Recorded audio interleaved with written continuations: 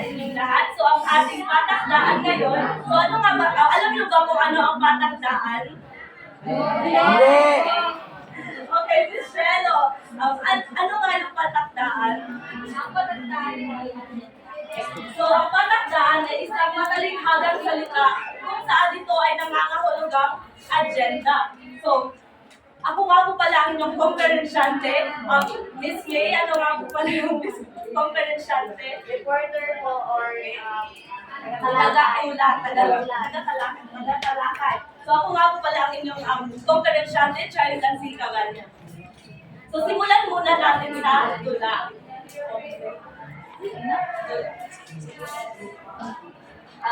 Ang tatlong uri ng tula ang gumaganap noong panahon ng Hapon. Karaniwang anyo. So ito yung tulang may mga tiyak na sukat at tiyak na sukat tugma. Kagaya na lamang ng haiku.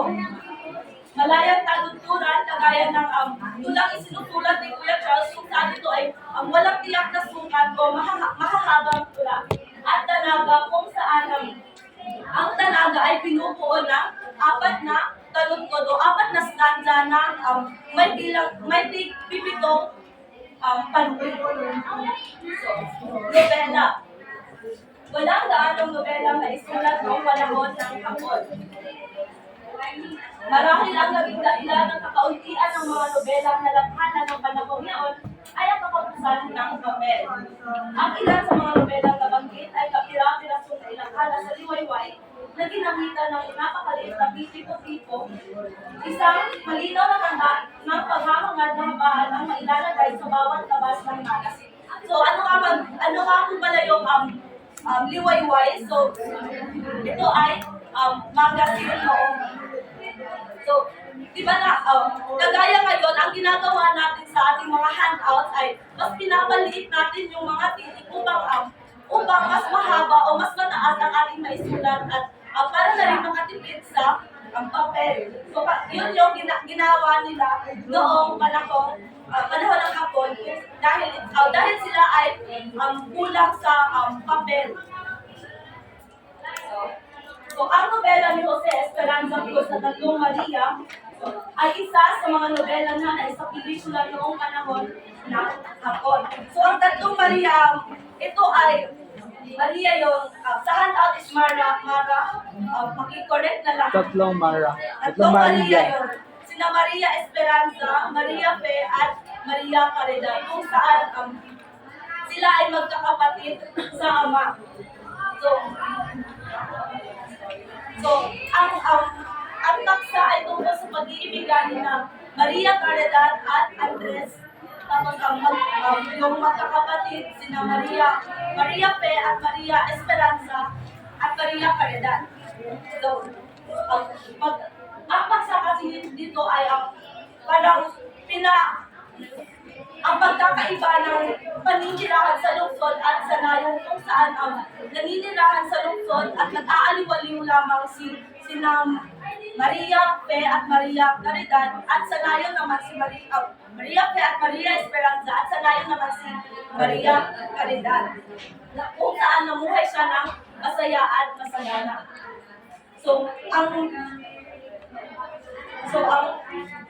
ang mensahe kasi nakatabol sa nobela ay ang pagtuliksa ng uri ng pamumuhay na ipinaparanas ng mga Amerikano kasi upang ang mga salitang ginamit sa nobela ay yung mga matatalinghga kung saan ito ay hindi madaling maintindihan ng mga ordinaryong mapamasalamat. Tapos, so, makalipas kasi yung ilang taon, parang wala nang pera sina Maria Fe at Maria Esperanza kung kaya't bumalik sila sa nayon at parang humingi ng tawad kay Maria Caridad. So tapos pinatawad naman sila noon. Then, makalipas ang ilang taon ay nanganak si Maria Caridad sa isang masiglang bata. Kung saan siya, ito ay ipinanganak noong araw ng pagkatapos ng Ikalawang Republika na sumasagisag sa isang panibago at masiglang hinaharap para sa mga Pilipino sa ilalim ng pagpapatnubay ng mga Hapones sa pananakop ng mga Amerikano. So, kaya ginawang parang matadaling haga ang mga salita noong sa nobelang ito ay upang ito ay hindi madaling maintindihan ng mga Amerikano, madaling maintindihan ng mga Amerikano. So parang ang moral story, ang aral dito ay hindi natin dapat parang mas tangkilikin ang pamumuhay ng ibang lugar o ng maka-Amerikano or mala-Amerikano. So, sumulat din ng nobela sina Jose Gervasio Santiago na Sa Lunggo ng Pangarap at Magandang Silangan. Ang Pamela ni Adriano P. Laudico at Tumuhong ang Bituin ni Isidro Danaga Castillo. So, tumako naman tayo sa Sanaysay. So, kapag sinasabi natin Sanaysay, ito ay ang personal na puro-puro ng sumulat nito. Diba? So, ang Sanaysay ay pinagtangkaang kaunlarin noong panahon ng Hapon na si Kenichi Ishikawa. Nagbigay siya ng mga halimbawa ng pagsulat ng Sanaysay sa Tagalog. So sa Tagalog talaga yung parang opisyal na wika na ginamit noon kay sa panahon ng Hapones. So ito ay hindi talaga maintindihan, hindi madaling maintindihan ng mga Amerikano. So, nagbigay din si Kenichi Ishikawa ng mga halimbawa ng pagsulat ng Sanaysay sa Tagalog na sinimulan ni Maria Luisa Lopez, Lina Flor, Emilio Agustin at iba pa. So, sina Dimiliano Pineda, Florencio Garcia, Mario Mababangulan, o Cadoro Tensina ay nagsipagsulat din ng mga Sanaysay o nagsipagsulat din sila ng kanilang mga personal na puro-puro, lalong-lalo na tungkol sa ating bansa o sa ating bayan. Ang ilang Sanaysay na nailathala ng liwayway na karapat-dapat banggitin ay ang mga sinulat nila Teodoro A. Agoncillo, kung saan si Teodoro A. Agoncillo ay sumulat ng kanyang personal na puro-puro tungkol sa kasaysayan ng Pilipinas, sa The Revolt of the Masses, The Story of the Bonifacio and Anarchan, Philippines, the Crisis of the Republic, Philippine History, and the History of the Filipino People. So, ito ang mga ilan lamang sa mga isinulat nila ni Teodoro A. Agoncillo tungkol sa kanyang personal na puro-puro tungkol sa ating bansa. Pura Santillan Castres na kauna-unahang Pilipina na nakilala sa pagsusulat ng wikang Ingles. So, ang isinulat ni Pura Santillan Castres Philippine Prose and Poetry, The Woman Characters in Rizal Novel, kung saan nakilala doon yung mga babaeng tauhan sa Noli Me Tangere at El Filibusterismo. At The Woman Sense, kung saan ito ay naglalaman ng kanyang mga sanaysay, iba pang mga sanaysay. Alejandro G. Abadilla, kung saan siya ay ang ating ama ng makabagong panulaang Tagalog. So, isa sa sinulat niya na pinakamagandang ay ang Ako ang Daigdig at mayroon din siyang mga maikling nobela banat na isulat. At Felipe P. De Leon or Felipe Padilla de Leon. So, ito ay isang kabansang alagad ng sining sa musika. So, sinulat niya, parang nagsulat siya ng sanaysay through sa pamamagitan ng musika.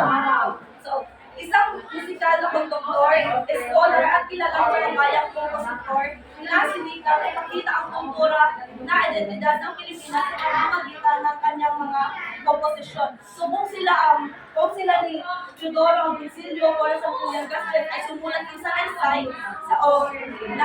sa papel lamang, si Felipe P. De Leon ay sumulat ng sanaysay sa pamamagitan ng musika. Ang maikling kwento, tula, nobela at sanaysay na nalathala noong panahon ng Hapones ay karaniwang may damdaming makabayan, ngunit ito hindi tumigamawang ng mga manunulat.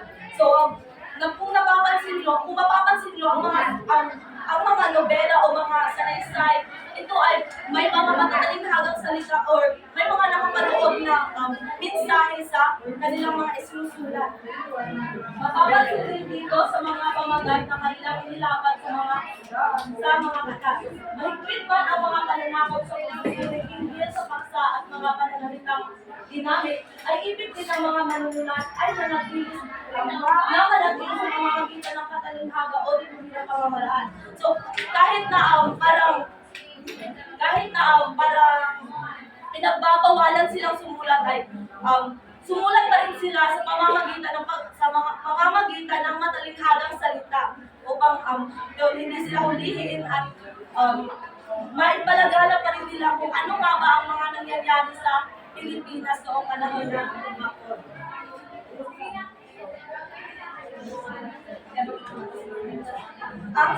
Ang panitikan sa Ingles. Okay, simula nang ituro ang Ingles sa mga Pilipino ay kasama na rin itinuro ang mga yaman ng panitikang Ingles. So, ito'y kanilang nakaunlad at sa loob lamang ng may 20 taon ay may 300 ng mga makatang Pilipino sa Ingles ang nagsimula ng tula o ng mga panitikan. So,